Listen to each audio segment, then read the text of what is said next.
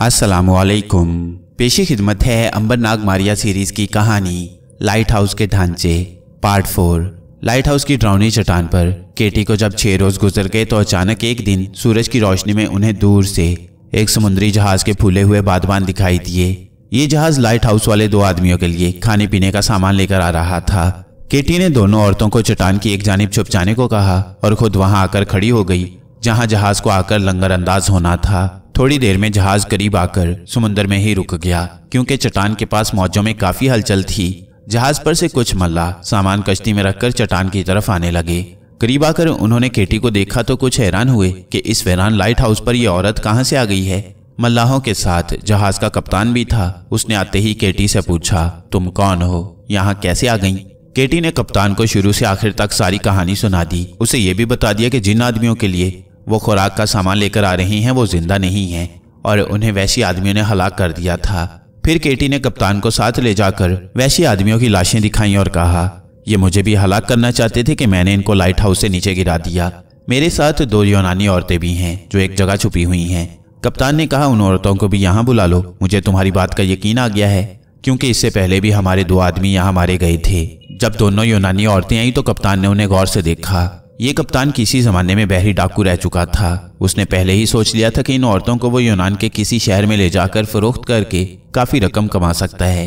मगर वो यूनानी औरतें कमजोर और मामूली शक्लो सूरत की थीं। कप्तान को केटी पसंद आ गई थी क्योंकि वो उनसे ज्यादा खूबसूरत और जवान थी। कप्तान ने फैसला कर लिया कि वो केटी को यूनान ले जाकर किसी अमीर जागीरदार के पास भेज देगा। चुनाचे वो बड़ी खुश इखलाकी के साथ केटी से बातें करने लगा। कप्तान ने लाइट हाउस पर 2 आदमी पहरे पर बिठाए और जहाज लेकर वापस यूनान की बंदरगाह की तरफ रवाना हो गया जो वहां से ज्यादा दूर नहीं थी। केटी और दोनों यूनानी औरतें भी उसके साथ ही जहाज में थीं। रात भर सफर करने के बाद दूसरे रोज सुबह के वक्त जहाज यूनान के एक शहर की बंदरगाह के साथ जाकर लग गया। यहाँ पहुंचकर दोनों यूनानी औरतों ने कहा अब वो अपने घर जा सकेंगी। कप्तान और केटी ने उन्हें रुखसत कर दिया। केटी ने इस शहर में आते ही महसूस कर लिया था कि वहां की फिजा में अंबर नाग, थ्यूसोंग और मारिया की खुशबू नहीं है। कप्तान ने केटी को चापलूसी से कहा, तुमने मुझे बताया है कि तुम अपने गुमशुदा भाई की तलाश में हो। जब तक तुम्हें तुम्हारा भाई नहीं मिल जाता बेहतर है कि तुम मेरे घर ठहर जाओ। वहां मेरी कनीजें तुम्हारा ख्याल रखेंगी। तुम इत्मीनान से यहाँ अपने भाई को तलाश करना। केटी ने कोई एतराज न किया और कप्तान के साथ उसके मकान पर आ गई जो बंदरगाह के करीब ही दरख्तों के झुंड के पास था। कप्तान यहाँ अकेला रहता था। उसके पास 3 ईरानी कनीजें थीं जिनको उसने ईरान की एक बंदरगाह से अगवा किया था और अब वो इसी घर की होकर रह गई थीं। ये कनीजें कप्तान की मुजरिमाना सरगर्मियों को खूब जानती थीं। चुनाचे कप्तान ने उन्हें एक तरफ ले जाकर कहा कि उनमें से किसी ने भी अगर केटी को कुछ बताया तो वो उनको जिंदा दफन कर देगा। कनीजें कप्तान की खूंखार तबीयत से अच्छी तरह वाकिफ थीं। उन्होंने कानों पर हाथ लगाकर कहा, वो हरगिज अपनी जुबान नहीं खोलेंगी। केटी को एक छोटा सा कमरा दे दिया गया। एक कनीज उसकी खिदमत पर लगा दी गई। उस कनीज का नाम अमारा था। ये उधेड़ उम्र की हो रही थी। केटी जिस शहर में उतरी थी उससे कोई 200 मील के फासले पर एथेंस का यूनानी शहर था जहां अंबर, थ्यूसोंग और मारिया अपनी सहेली यूरुका के मकान पर मुकीम थे। इतनी दूर से केटी को उनकी और उन्हें केटी की खुशबू नहीं आ सकती थी। केटी को शहर में अपने दोस्तों का सुराग लगाने की कोशिश में 2 रोज गुजर गए। इस दौरान में बदनीयत कप्तान ने शहर के एक जागीरदार से केटी की बात कर ली थी। जागीरदार ने कहा था कि वो केटी को लाकर दिखाए। अगर उसे पसंद आ गई तो वो उसे मुंह मांगी कीमत पर फरोख्त कर लेगा। उस जमाने में कनीजों वगैरह की खरीदो फरोख्त आम होती थी। चुनाचे कप्तान ने एक रोज केटी से कहा, शहर में एक जागीरदार के पास कुछ गुलाम लड़के हैं। मेरा ख्याल है कि शायद तुम्हारा भाई उनमें ही है। मेरे साथ चलो और खुद चलकर देख लो। हो सकता है तुम्हें तुम्हारा गुमशुदा भाई मिल जाए। केटी को अगरचे यकीन नहीं था कि वहां उसे नाग या थ्यूसोंग वगैरह मिल जाएं क्योंकि उसे उनकी खुशबू नहीं आ रही थी। लेकिन फिर भी वो कप्तान के साथ जागीरदार के महल की तरफ चल पड़ी कि शायद नाग अंबर का कोई सुराग ही मिल जाए। कप्तान ने केटी को जागीरदार से मिलाया तो जागीरदार केटी की खूबसूरती देखकर बहुत खुश हुआ। उसने अलग ले जाकर कप्तान से कहा, मैं तुम्हें इस लड़की के एवज 100 सोने के सिक्के दे सकता हूँ। क्या तुम्हें मंजूर है? कप्तान तो खुश हो गया, फौरन बोला, मुझे मंजूर है। जागीरदार ने केटी की रकम अदा कर दी तो कप्तान उसके पास जाकर कहने लगा, तुम यहाँ थोड़ी देर रुको, मैं बाग में जाकर गुलामों को लेकर आता हूँ। फिर तुम देखना कि उनमें तुम्हारा कोई भाई तो नहीं है। ये कहकर कप्तान तो वहां से रफू चक्कर हो गया। जागीरदार ने केटी से कहा, तुम गुस्ल करके नया लिबास पहन लो। केटी ने किसी कदर ताज्जुब से पूछा, इसकी क्या जरूरत है? मैं तो यहाँ तुम्हारी मेहमान हूँ। अभी वापस अपने घर चली जाऊंगी। जागीरदार ने कहकहा लगाते हुए कहा, अब यही तुम्हारा घर है और तुम मेरी मेहमान नहीं बल्कि मेरी ज़र खरीद कनीज हो। मैंने कप्तान को तुम्हारी कीमत अदा कर दी है, वो तुम्हें मेरे पास फरोख्त कर गया है। केटी पर जब सारा हाल जाहिर हुआ तो कुछ परेशान सी हुई, फिर फौरन ही संभल गई और जागीरदार से मुखातिब होकर बोली, कप्तान ने तुम्हारे साथ धोखा किया है, मैं अगवा की हुई लड़की नहीं हूँ। जागीरदार ने उसे झिड़क कर कहा, खामोश रहो, तुम जो कोई भी हो अब मेरी लौंडी हो, क्योंकि मैंने तुम्हारी कीमत सोने के 100 सिक्के अदा कर दिए हैं। चलो उठो, चलकर गुस्ल करो और नया लिबास पहनकर मेरे पास आओ। केटी को बड़ा गुस्सा आया। उसने कहा, मैं किसी की लौंडी नहीं हूँ, तुम मुझे अपने घर में बंद नहीं कर सकते। जागीरदार ने हबशी गुलामों को इशारा किया। 2 हट्टे कट्टे हबशी गुलाम हंटर लेकर आगे बढ़े और केटी की दोनों जानिब खड़े हो गए। केटी ने सोचा कि उसे अपनी खलाई ताकत से काम लेकर इन लोगों को पिछाड़ देना चाहिए ताकि वो आजाद होकर यहाँ से वापस जा सके। केटी ने एक गुलाम के कांधे पर हाथ रखा और कहा, तुम कहाँ के रहने वाले हो? केटी ये देखकर बेचैन हो गई कि उसके अंदर की खलाई ताकत ने काम नहीं किया था और गुलाम पर उसके हाथ के छूने से कोई असर नहीं हुआ था।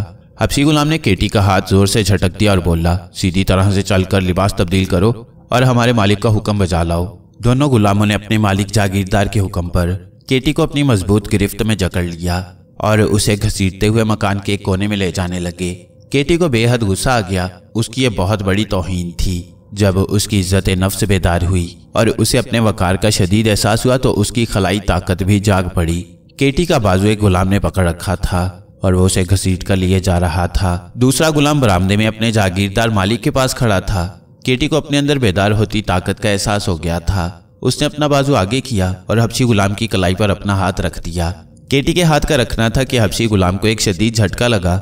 वह फर्श पर से 6 फुट ऊपर को उछला। उसका सर छत से टकराया और वो नीचे गिरकर इस तरह तड़पने लगा जिस तरह की मछली पानी के बगैर तड़पती है।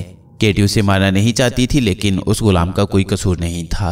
वो अपने मालिक का हुक्म बजा ला रहा था। केटी ने फौरन अपना दूसरा हाथ तड़पते हुए हबशी गुलाम की गर्दन पर रख दिया। हबशी गुलाम का जिस्म एकदम से बेहोश हो गया और वह फटी फटी आंखों से केटी की तरफ देखते हुए हाथ जोड़कर बोला, मुझे मुआफ कर दो।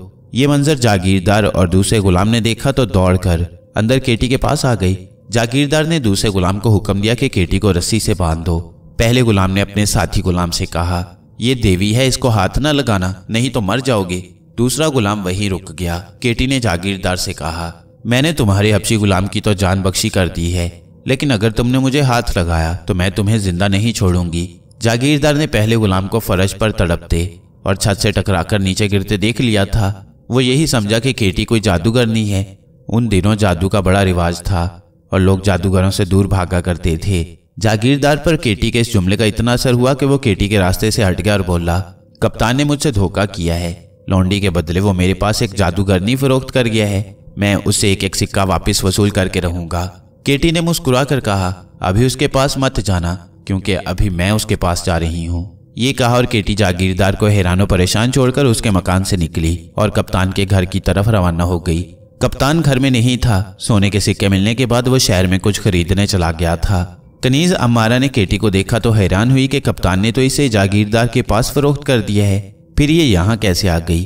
अम्मारा कनीज ने केटी से इस बारे में कोई जिक्र न किया और बोली, केटी बहन आओ बैठो। केटी के तेवर बदले हुए थे। उसने संजीदगी से कहा, तुम्हारा मालिक जो मुझे जागीरदार के पास पेश कर आ गया था कहाँ है? अम्मारा कनीज तो कुछ बौखला सी गई। क्या जवाब देती कहने लगी, वो जरा बाजार गए हैं। मगर ये तुम क्या कह रही हो? हमारा मालिक तो बड़ा अच्छा आदमी है, उसने ऐसा काम कभी नहीं किया।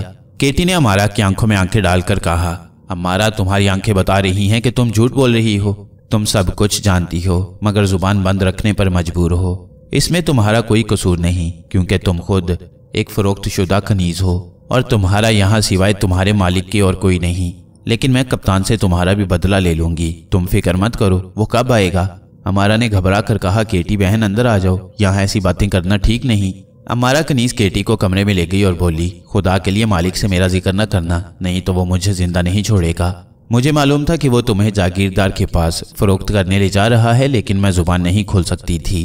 केटी बोली, मैं जानती हूँ तुम मजबूर और बेबस हो, लेकिन मैं मजबूर और बेबस नहीं हूँ। अम्मारा बोली, लेकिन तुम जागीरदार के घर से भागकर कैसे आ गई? उसके पास तो हबशी गुलाम भी हैं। उसके पास तो हबशी गुलाम भी हैं जो तुम्हें तय खाने में बड़ी आसानी से बंद कर सकते थे। केटी ने कहा, मैं कैसे आई ये तुम्हें अभी मालूम हो जाएगा। जरा अपने मालिक मक्कार कप्तान को आ लेने दो, तुम अपनी आंखों से सब कुछ देखोगी। थोड़ी देर ही गुजरी थी कि कप्तान भी बाजार से वापस आ गया। उसके एक डाकू साथी ने सामान कंधे पर उठा रखा था। जो ही कप्तान की निगाह केटी पर पड़ी वो भौंचका होकर रह गया कि इसे तो मैं अभी जागीरदार के पास बेच कर आया था, ये यहाँ वापस कैसे आ गई। उसने कड़क कर कहा, तुम वहां से क्यों आ गई हो? वापस जाओ, अब वही तुम्हारा घर है। केटी ने चमक कर कहा, कमीने इंसान, तुम समझते थे कि मैं भी दूसरी औरतों की तरह बिकाऊ माल हूँ जिसको तुम आसानी से बेचकर चले आओगे। नहीं, मैं आम औरतों की तरह नहीं, मैं तुमसे अपनी बेइज्जती का बदला लूंगी। कप्तान कहकहा लगाकर हंस दिया। वो समझ रहा था कि ये दुबली पतली लड़की भला क्या करेगी। उसने अपने डाकू साथी की तरफ इशारा करते हुए कहा, जरा इसको थोड़ा सा मजा चिखाओ दोस्त। डाकू ने सामान वहीं बरामदे में रख दिया। हमारा कनीज जल्दी से एक तरफ हट गई। डाकू ने कमर के साथ लगा हुआ चाकू निकालकर खोल लिया और केटी की तरफ बढ़ने लगा। केटी ने अपनी खलाई ताकत को पूरी कुव्वत इरादी से अपने जिस्म में जमा किया और बोली, मैं तुम्हें खबरदार करती हूँ कि यहीं रुक जाओ, नहीं तो थोड़ी देर बाद यहाँ तुम्हारी लाश पड़ी होगी।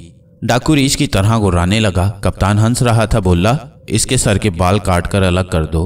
केटी ने एक बार फिर डाकू साथी को खबरदार करते हुए कहा, मैं एक बार फिर तुम्हें खबरदार करती हूँ, रुक जाओ, तुम मर जाओगे और फिर मेरा कोई कसूर नहीं होगा। मगर डाकू भला एक दुबली पतली लड़की को कब खातिर में लाता था। उसने उछलकर केटी को गर्दन से दबोच लिया और चाकू से उसके बाल पकड़कर काटने ही लगा था कि अचानक सबकी नजरों के सामने वह जमीन से 6 फुट ऊपर का उछला। उसका सर एक जबरदस्त आवाज से बरामदे की छत से टकराया और फिर फर्श पर गिरकर तड़पने लगा। उसका सर फट गया था और वह बुरी तरह दर्द से चिल्ला रहा था। कप्तान और अमारा ने यह मंजर देखा तो डर कर पीछे हट गए। केटी ने कप्तान की तरफ देखकर कहा, अब तुम्हारी बारी है। कप्तान ने भी चाकू निकाल लिया। केटी उस पर लपकी। कप्तान ने चाकू केटी के सीने पर मारा। चाकू उचटकर उसके हाथ से दूर जा गिरा। केटी ने अपना सीधा हाथ कप्तान की गर्दन पर रख दिया। हाथ के रखते ही कप्तान को भी एक शदीद झटका लगा और वह फर्श से 6 फुट ऊपर को उछलकर छत से टकराया और फिर फटे हुए सर के साथ नीचे गिरकर तड़पने लगा। अम्मारा तो चीख मारकर दूसरे कमरे में भाग गई। दूसरी कनीजें भी वहां आ गईं और अपने मालिक को तड़पते देखने लगीं। वो सब उसके जुल्म से तंग आ चुकी थीं। इस हालत में देखकर वो वहां से फरार हो गईं। अमारा कनीज एक सतून के पीछे खड़ी केटी को गौर से देख रही थी।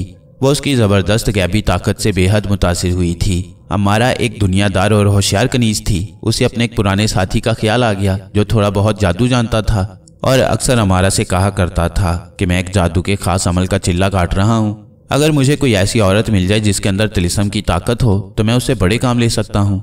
अम्मारा के इस पुराने जादूगर दोस्त का नाम गुम्बाश था। गुम्बाश मुल्क सूडान का रहने वाला था। उसके आबा व अजदाद भी शोबदाबाज थे और वह रूम के बादशाहों के दरबार में अपने जादू के करतब दिखाकर बड़े बड़े इनाम इकराम हासिल किया करते थे।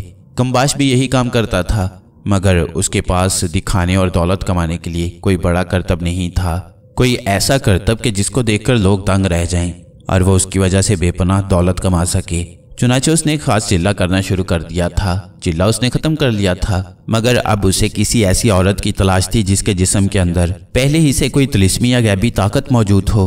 ऐसी औरत को अपने करतबों के लिए इस्तेमाल में लाकर दौलत पैदा कर सकता था। हमारा कनीज को ख्याल आ गया कि ये औरत केटी उसके पुराने दोस्त जादूगर गुम्बाश के काम आ सकती है। चुनाचे वो केटी के पास गई और उसके आगे सर को झुकाने के बाद बोली, बेटी तू देवी है, तूने हमारे जालिम आका से हमारा बदला ले लिया।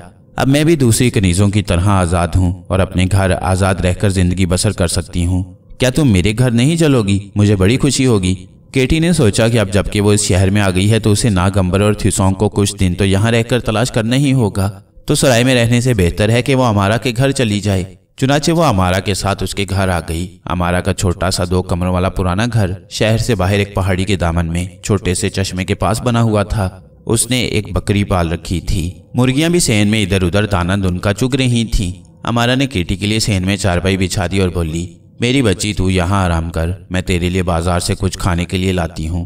केटी उसे ये नहीं कहना चाहती थी कि उसे भूख नहीं लगती। उसने कहा, जल्दी वापस आ जाना, क्योंकि फिर मुझे भी अपने भाई की तलाश में शहर का चक्कर लगाने जाना है। अमारा ने सर पर चादर लेते हुए कहा, बस मैं अभी वापस आ जाती हूँ, तुम इत्मीनान से यहाँ आराम करो। अमारा वहां से निकलकर सीधी अपने जादूगर दोस्त गुम्बाश के मकान की तरफ रवाना हो गई। जादूगर गुम्बाश पहाड़ी की दूसरी जानिब जंगल में एक झोंपड़ी बनाकर रहता था, क्योंकि जादू के तजुर्बे करने के लिए ये जगह बहुत मौजू और मुनासिब थी। जिस वक्त अमारा उसके पास पहुंची, जादूगर गुम्बाश एक खोपड़ी अपने सामने जमीन पर रखे उसके माथे पर हड्डी की नोक से लकीरें डाल रहा था और कुछ मंत्र भी पढ़ रहा था।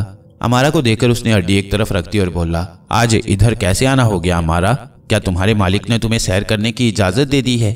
अमारा वहीं जादूगर गम्बाश के पास चटाई पर बैठ गई और उसे केटी के बारे में सारी दास्तान बयान कर दी। गम्बाश तो खुशी से उछल पड़ा। क्या तुम सच कह रही हो अमारा? अमारा ने कहा, और क्या झूठ बोल रही हूँ? मैंने क्या दूसरी कनीजों ने भी अपनी आंखों से देखा है कि उस लड़की ने हमारे आका और उसके साथी को हाथ से छुआ और दोनों उछलकर छत से टकराए और फिर तड़प तड़प कर मर गए। बेशक चलकर लाशें देख लो। गम्बाश बोला, नहीं नहीं, मुझे तुम पर एतबार है। अच्छा, वो गैबी ताकत वाली लड़की कहाँ है? अमारा ने कहा, मैं सिर्फ तुम्हारी खातिर उसे अपने घर ले आई हूँ। तुम थोड़ी देर बाद मेरे घर आकर उसे अपनी आंखों से देखना। तुम्हें जरूर अंदाजा हो जाएगा कि उस लड़की के अंदर कोई तिलिस्मी ताकत मौजूद है। गम्बाश जादूगर की आंखें चमक रही थीं। उसके दौलतमंद बनने के ख्वाब पूरे होने का वक्त आ गया था। उसने अमारा से कहा कि वो दोपहर के बाद उसके घर आएगा। तुम मुझे अपना मुंह बोला भाई कहकर केटी से तारुफ करवाना। उसे बताना कि मैं जड़ी बूटियों का धंधा करता हूँ, ठीक है? हाँ ठीक है, अब मैं जाती हूँ। मुझे उसके लिए बाजार से खाने पीने के लिए भी कुछ खरीदना है। इतना कहकर अमारा कनीज उठी और चल दी। उसके जाने के थोड़ी देर बाद जादूगर गम्बाश भी झोंपड़ी से निकला और वहां से सीधा कप्तान के मकान पर आ गया। वहां लोग खड़े आपस में बातें कर रहे थे। मालूम हुआ कि कप्तान और उसका साथी मर चुके हैं और उसे किसी जादूगरनी ने हलाक किया है। गम्बाश ने कप्तान के एक बूढ़े गुलाम को एक तरफ ले जाकर पूछा कि यह सब कुछ कैसे हो गया। बूढ़े गुलाम ने सतून के पीछे से यह सारा तमाशा देखा था। उसने गम्बाश को बताया कि कप्तान कहीं से एक औरत को अगवा करके लाया था, मगर वो औरत कोई जादूगर नहीं थी। उसने दोनों को मौत के घाट उतारा और फरार हो गई। जादूगरों और जादूगरनियों पर उस जमाने में कोई मुकदमा नहीं चला करता था। हुकूमत के लोग भी उनसे डरा करते थे। अगर वो कोई वारदात कर देते थे तो उन पर कोई भी हाथ नहीं डालता था। लोगों को हदायत की जाती थी कि वो जादूगरों को अपने करीब न आने दें। जादूगर गम्बाश ने वहां अपने आप को शोबदेबाज मदारी के तौर पर मशहूर कर रखा था। सिवाय अमारा के और किसी को मालूम नहीं था कि गम्बाश थोड़ा बहुत जादू तिलिस्म भी जानता है।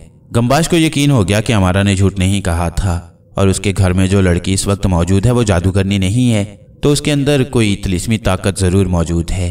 गम्बाश को ऐसी ही औरत की तलाश थी। वो खुशी खुशी अमारा के मकान की तरफ चल दिया। वहां जाकर देखा कि एक भूरे बालों और नीली आंख वाली खूबसूरत लड़की यानी केटी कुर्सी पर इत्मीनान से बैठी है और अमारा उसके आगे मेज पर फल काट काट कर रख रही है। जादूगर गम्बाश ने जाते ही वहां के रिवाज के मुताबिक सलाम किया और बोला, आज मुझे फुर्सत थी, सोचा अपनी प्यारी बहन से ही जाकर मिल लूं। अमारा ने सोची समझी स्कीम के मुताबिक केटी से गम्बाश का तारुफ करवाते हुए कहा, बेटी ये मेरा मुंह बोला भाई गम्बाश है। ये जड़ी बूटियां जंगल से लाकर बाजार में बेचकर गुजारा करता है। गम्बाश ने बड़ा मस्कीन सा बनकर केटी को एक बार फिर सलाम किया और उसके सर पर बुजुर्गों की तरह हाथ रखकर बोला, तुम तो मुझे बिल्कुल अपनी बेटी की तरह लगती हो। क्या नाम है तुम्हारा बेटी? केटी ने भी बड़े अदब से अपना नाम बताया। गम्बाश तख्त पर बैठ गया और अमारा से कहने लगा कि कारोबार का आजकल बड़ा मंदा है। अमारा ने उसके आगे फल की प्लेट रख दी। इस दौरान जादूगर गम्बाश ने बड़ी गहरी नजरों से केटी को देखकर अंदाजा लगा लिया था कि इस लड़की में कोई गैर मामूली बात जरूर है। अब गम्बाश केटी पर अपना तिलिस्मी अमल करने के लिए बिल्कुल तैयार हो गया। उसने किसी बहाने से अमारा को अंदर बुलाकर कहा कि मैं सबसे पहले इस लड़की को बेहोश करना चाहता हूँ। अमारा आहिस्ता से बोली, क्या वो बेहोश हो जाएगी? जादूगर गम्बाश ने कहा, उसे ऐसी शय खिलाऊंगा कि वहीं बेहोश हो जाएगी। अब बाहर आ जाओ, कहीं केटी को शक न पड़ जाए। अमारा कनीज जल्दी से बाहर केटी के पास चली गई। थोड़ी देर बाद जादूगर गम्बाश भी बाहर आकर केटी के सामने बैठ गया और इधर उधर की बातें करने लगा। केटी को जादूगर गम्बाश एक आम सा आदमी लगा। उसने उसे कोई अहमियत न दी और नागंबर के बारे में सोचती रही। फिर उठते हुए अमारा से कहा, अच्छा अब मैं अपने भाई की तलाश में जाती हूँ। गम्बाश को मौका हाथ आ गया, जल्दी से बोला, क्या तुम्हारा भाई गुम हो गया है बेटी? केटी ने कहा, गुम तो नहीं हुआ, बस रास्ता भूल गया है, मिल जाएगा। गम्बाश झट बोला, तुम बैठो, मैं अभी जायचा बनाकर बता देता हूँ कि तुम्हारा भाई कहाँ है। केटी बड़ी खुश हुई, बोली कि आप जायचा बना लेते हैं? क्यों नहीं, अमारा ने हुंकारा भरते हुए कहा, मेरा भाई तो सितारों का इल्म भी जानता है। केटी ने सोचा शायद ये जायचा बनाकर नाग अंबर मारिया का कुछ पता बता दे। उसने गम्बाश से कहा कि जायचा बनाकर बताओ कि मेरा भाई कहाँ है। गम्बाश ने उसी वक्त जमीन पर चंद आड़ी तिरछी लकीरें खींची और गौर करने वाला चेहरा बना लिया। फिर उसने केटी से कहा, मुझे कोठरी के अंधेरे में जाकर कुछ मंत्र पढ़ने पड़ेंगे, तब जायचा बोलेगा। जायचा अभी तक नहीं बोल रहा, मैं अभी मंत्र पढ़ कर आता हूँ। ये कहा और जादूगर गम्बाश उठकर कोठरी में चला गया। अंदर जाते ही उसने अपने सर के चंद बाल काटकर उन्हें जलाया। उनकी राख हथेली पर रखकर जादू के 4-5 मंत्र पढ़कर उन पर आहिस्ता से फूंक मारी।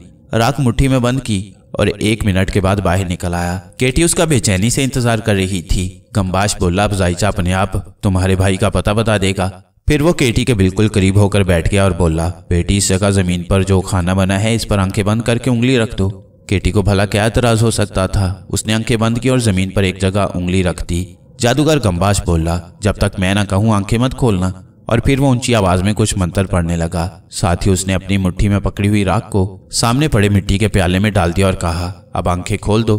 केटी ने आंखें खोल दी। जादूगर गंबाश ने फौरन प्याले में 2 घूंट पानी डाला और केटी की तरफ प्याला बढ़ाकर कहा, इस पानी को मैंने दम कर दिया है, इसे पी जाओ। पीने के बाद तुम्हारी आंखों में तुम्हारे भाई नाग की तस्वीर आ जाएगी और वो तुम्हें खुद बता देगा कि मैं किस शहर में कहां पर हूं। केटी को जरा भी शक न हुआ। वो उन्हें अपना ही समझ रही थी।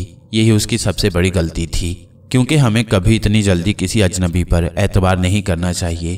केटी प्याले का पानी पी गई। पानी पीते ही उसे ऐसा चक्कर आया कि सबसे पहले उसकी आंखों में अंधेरा छाया और फिर उसके बदन ने हरकत करने से इनकार कर दिया और वो बेहोश होकर वहीं ढेर हो गई। अमारा हैरान हो गई कि गंबाश ने इतनी जल्दी उसे कैसे बेहोश कर लिया।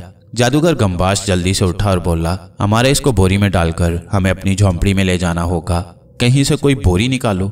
हमारा कोठरी में से खाली बोरी ले आई। उन्होंने मिलकर बेहोश केटी को बोरी में बंद कर दिया। गंबाश ने उसे उठाकर हमारा के मकान के सेन में एक तरफ खड़े गधे के ऊपर लादा और उसे हुंकारता हुआ जंगल में अपनी झोंपड़ी की तरफ चल पड़ा। झोंपड़ी में पहुंचकर उसने बोरी उतारी, बेहोश केटी को झोंपड़ी के फर्श पर लिटाया, उसके सरहाने की तरफ एक दिया जलाया और उसके पांव की तरफ बैठकर तिलिस्मी मंत्रों का जाप शुरू कर दिया।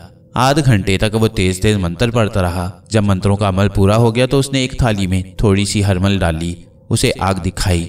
हरमल को आग दिखाई जाए तो उसमें से धुआं निकलना शुरू हो जाता है। गंबाश ने 1 मिनट तक केटी की नाक के करीब लाकर हरमल की धूनी दी। हरमल का धुआं केटी के सांस के साथ उसके जिस्म में दाखिल होता रहा। धूनी देने से केटी के अंदर ये तब्दीली आई कि उसकी पुरानी याददाश्त गुम हो गई। इसके बाद गंबाश जादूगर ने दोबारा मंत्र पढ़ने शुरू कर दिए। अब उसने केटी के नाक के करीब ले जाकर 3 बार जोर से फूंक मारी। इस फूंक से यह असर हुआ कि केटी के खाली जहन में गंबाश के ख्यालात दाखिल हो गए। इसके बाद गंबाश ने लकड़ी के पुराने संदूक में से एक पुरानी खोपड़ी निकाली। ये खोपड़ी अफ्रीका की एक सियाफाम हबशी औरत की थी, जिससे जादूगर गंबाश ने शादी की थी। शादी के बाद जब मर गई तो गंबाश ने उसका सर काटकर उसकी खोपड़ी निकालकर अपने पास रख ली थी, क्योंकि वो जानता था कि कभी न कभी वो इस खोपड़ी पर जादू करके इससे बहुत काम ले सकता है। चुनाचे अब वो वक्त आ गया था। जादूगर गंबाश ने अपनी मुर्दा बीवी की खोपड़ी को बेहोश केटी के सर के ऊपर टिका दिया। अब उसने दोबारा मंत्र पढ़ने शुरू कर दिए। गंबाश जादूगर के पास चिल्ला काटने के बाद सिर्फ यही एक जादू था जिसको वो बड़ी मेहनत से केटी पर आजमाना चाहता था और आजमा रहा था। उसे पूरा यकीन था कि उसका जादू जाया नहीं जाएगा। जब उसे मंत्र पढ़ते पढ़ते मजीद 1 घंटा गुजर गया तो उसने आंखें खोलकर केटी के माथे के ऊपर टिकी हुई अपनी सियाफाम हबशी बीवी की खोपड़ी पर आहिस्ता से फूंक मारी। फूंक के लगते ही हबशी बीवी की खोपड़ी ने हिलना शुरू कर दिया। गंबाश का चेहरा खुशी से चमक उठा। वो कामयाब हो गया था। अब वो दुनिया के सामने एक ऐसा अजूबा पेश करने वाला था जिसका कभी किसी को यकीन नहीं आ सकता था। वो अपनी बीवी की खोपड़ी को गौर से तकने लगा। खोपड़ी कुछ देर तक हिलती रही, फिर उसने आहिस्ता आहिस्ता केटी के सर को इस तरह ढांपना शुरू कर दिया जैसे कोई सर पर टोपी पहनकर उसे नीचे खींच लेता है। फिर खोपड़ी ने केटी के चेहरे को पूरे का पूरा ढांप लिया। अब केटी का गोरा गोरा नीली आंखों वाला चेहरा गंबाश की हबशी बीवी की खोपड़ी में छुप गया था। फिर उस खोपड़ी पर खाल और सर पर बाल उगना शुरू हो गई। थोड़ी देर बाद केटी के सर पर उसके अपने चेहरे की बजाय गंबाश की स्याह काली हबशी बीवी का सर लगा हुआ था। केटी का अपना सर गायब हो चुका था। केटी बेहोश पड़ी थी। अब वो एक ऐसी औरत बन चुकी थी जिसका सारा जिस्म गोरा था, मगर सर एक सियाफाम हबशी औरत का था। जादूगर गंबाश ने उछलकर कामयाबी का नारा लगाया और केटी को कांधे पर डालकर झोंपड़ी से बाहर रोशनी में ले आया। वो उसे झुककर देखने लगा। उसने दुनिया का एक अनोखा अजूबा तैयार कर लिया था। उसने एक औरत तैयार कर ली थी जिसका सारा जिस्म गोरा मगर चेहरा गर्दन तक स्याह काला था। आज तक दुनिया में ऐसी औरत पैदा नहीं हुई थी कि जिसके 2 रंग हों, यानी जिसका जिस्म गोरा हो और गर्दन तक चेहरा काला स्याह हो। जादूगर गंबाश अब ये पता करना चाहता था कि इस औरत केटी का जहन भी उसकी बीवी का बन गया है कि नहीं। उसने चश्मे से पानी लाकर केटी के मुंह पर छींटा मारा। केटी ने आंखें खोल दी और गंबाश की तरफ देखा, फिर मुस्कुराते हुए बोली, मेरे प्यारे शोहर गंबाश, मैं बेहोश हो गई थी क्या? गंबाश की खुशी का कोई ठिकाना न रहा। वो केटी का दिमाग अपनी बीवी के दिमाग में तब्दील करने में कामयाब हो गया था। वो अब एक और बात का यकीन करना चाहता था कि कहीं केटी को उसका अपना बाकी जिस्म भी गोरा तो नजर नहीं आता, क्योंकि जादू के असर से केटी को अपने बाकी का गोरा बदन भी काला हबशी औरत जैसा ही नजर आना चाहिए था, जैसा कि उसका चेहरा बन चुका था। गंबाश ने केटी का हाथ अपने हाथ में ले लिया और उसकी कलाई की तरफ इशारा करके कहा, विशाखा। तुम अचानक बेहोश हो गई थी, तुम गिर पड़ी। देखो तुम्हारी कलाई पर यह खराश सी आ गई है। विशाखा जादूगर गंबाश की मरहूम बीवी का नाम था। केटी ने अपनी कलाई की तरफ देखा। उसे अपनी कलाई का रंग बिल्कुल काला नजर आया। केटी को अब कुछ याद नहीं रहा था कि उसका नाम केटी है और वो नागंबर थ्यूसोंग और मारिया की दोस्त है। उसकी खोपड़ी में जादूगर गंबाश की बीवी विशाखा का दिमाग दाखिल हो गया था और वो यही समझ रही थी कि वो विशाखा है, गंबाश की बीवी है और उसके साथ जंगल की इस झोंपड़ी में कई बरसों से रह रही है। जादूगर गंबाश अपनी कामयाबी पर फूला नहीं समा रहा था। वो केटी के जिस्म को गोरा देख रहा था। दुनिया के हर आदमी को केटी के जिस्म का रंग गोरा ही नजर आएगा, मगर केटी खुद जब अपने जिस्म को देखेगी तो उसे काला दिखाई देगा। कोई उसे लाख कहे कि तुम्हारा चेहरा स्याह मगर बाकी बदन गोरा है, तो केटी को कभी यकीन नहीं आ सकता था, क्योंकि वो तो अपने जिस्म के रंग को काला देख रही थी। जादूगर गंबाश ने केटी को बिल्कुल अपनी बीवी की तरह बुलाया और कहा, विशाखा अब तू होश में आ गई है, उठकर मेरे लिए गरम गरम कावा बनाकर रख। मैं तेरी सहेली अमारा को लेकर आता हूँ। वो तुम्हारे बेहोश हो जाने से बड़ी परेशान थी। केटी ने विशाखा की आवाज में कहा, अभी बनाती हूँ, मगर तू जल्दी आ जा, तेरे बगैर मैं उदास हो जाऊंगी। गंबाश जादूगर हंसता हुआ गधे पर सवार होकर चला गया। अमारा को जाकर जब उसने ये बात सुनाई तो अमारा को पहले यकीन न आया। जादूगर गंबाश ने कहा, तू खुद चलकर केटी को अपनी आंखों से देख, उसका गोरा जिस्म केटी ही का है, तू उसे साफ पहचान लेगी, मगर उसका सर मेरी मुर्दा बीवी विशाखा का है। जिस्म गोरा और चेहरा काला स्याह है। जब मैं इस अनोखी औरत की नुमाइश करूंगा तो लोग मुझ पर सोने के सिक्कों की बारिश कर देंगे। आज तक कभी किसी ने ऐसी औरत नहीं देखी होगी, चल मेरे साथ। और केटी का जहन भी मैंने बदल दिया है, वो अपने आप को मेरी बीवी ही समझती है।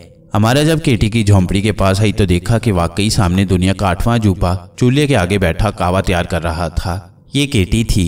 जिस्म गोरा और चिट्टा सफेद केटी का था, मगर चेहरा हबशी औरत का बिल्कुल स्याह काला था। बाल भी हबशी औरतों जैसे घुंघराले थे। अमारा को देखकर केटी मुस्कुराई, बहन अमारा मैं बेहोश हो गई थी। गंबाश कहता है कि तुम भी बड़ा फिक्र कर रही थी।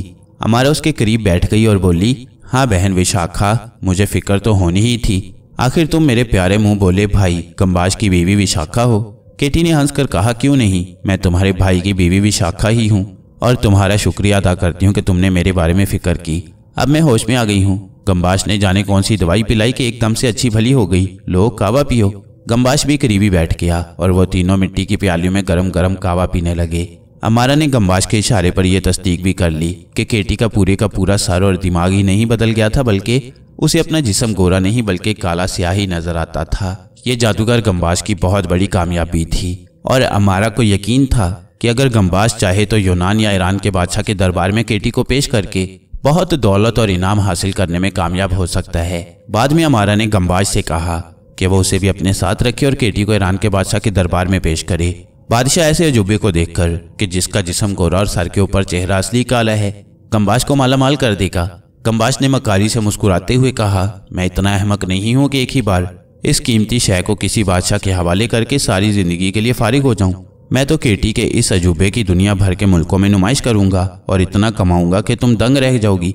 अमारा कहने लगी, ये तो कमाल का मंसूबा है गंबाश, क्या तुम मुझे यहाँ अकेली छोड़ जाओगे? गंबाश ने कहा, तुम मेरी दोस्त और हमदर्द हो और फिर अब मेरी राजदार भी बन गई हो। भला तुम्हें मैं अकेली कैसे छोड़ सकता हूँ? तो मेरे साथ ही रहोगी। हम कल मुंह अंधेरे केटी को लेकर यहाँ से स्पार्टा शहर की तरफ कूच कर जाएंगे, क्योंकि स्पार्टा के लोग जादूगरों और शोबदेबाजों के करतब बड़े शौक से देखते हैं। अमारा को क्या एतराज हो सकता था, वो तैयार हो गई। रात को गंबाश की बीवी यानी केटी ने गंबाश से कहा कि वो अपना शहर छोड़कर स्पार्टा क्यों जाना चाहता है। गंबाश कहने लगा, विशाखा तुम्हें मालूम नहीं है कि मेरे एक जादू की वजह से तुम्हारा आधा जिस्म काला और आधा गोरा हो गया है। विशाखा केटी ने ताज्जुब से अपने जिस्म पर निगाह डाली, मगर उसे अपना जिस्म काला ही नजर आया। कहने लगी, मुझे तो अपना जिस्म बिल्कुल काला नजर आता है, मैं तो सारी की सारी काली हूँ। गंबाश बोला, यही तो मेरे जादू का कमाल है, लोगों को तुम्हारा आधा जिस्म काला और आधा गोरा नजर आएगा और ऐसी औरत दुनिया में सिवाय तुम्हारे और कहीं नहीं है। विशाखा केटी ने पूछा, तो तुम क्या चाहते हो? गंबाश ने कहा, विशाखा हम स्पार्टा जाकर तंबू लगाएंगे और तुम्हारी नुमाइश करेंगे। लोग एक दो रंगी औरत को देखकर दंग रह जाएंगे और हम खूब दौलत कमाएंगे। जरा सोचो, तुम्हें कोई मेहनत नहीं करनी पड़ेगी, बस तुम तंबू के अंदर कुर्सी पर बैठी रहोगी। विशाखा मुस्कुराने लगी। वो अपने खामन गंबाश की बड़ी वफादार थी। अगरचे वो केटी ही थी, उसका गर्दन से नीचे का सारा जिस्म केटी का था, मगर उसकी खोपड़ी विशाखा यानी गंबाश की बीवी की थी। उसने कहा, ठीक है, अगर तुम मुझ पर तिलिस्म करके दौलत कमाना चाहते हो तो मुझे क्या एतराज हो सकता है। गम्बाश ने कहा, मेरी दोस्त अमारा भी हमारे साथ रहेगी। वह नुमाइश की देखभाल और बंदोबस्त करने में हमारी मदद करेगी। विशाखा यानी केटी खामोश रही। उसी रोज मुंह अंधेरे गम्बाश जादूगर ने अपनी बीवी विशाखा यानी केटी और राजदार कनीज और पुरानी दोस्त अमारा को साथ लिया और यूनान के दूसरे बड़े शहर स्पार्टा की तरफ रवाना हो गए। वो एक घोड़ा गाड़ी पर बैठे सफर कर रहे थे। ऊंचे नीचे पहाड़ी मैदानों में से वो सारा दिन गुजरते रहे। शाम हुई तो वो यूनान के दारुल सल्तनत एथेंस पहुंच गए।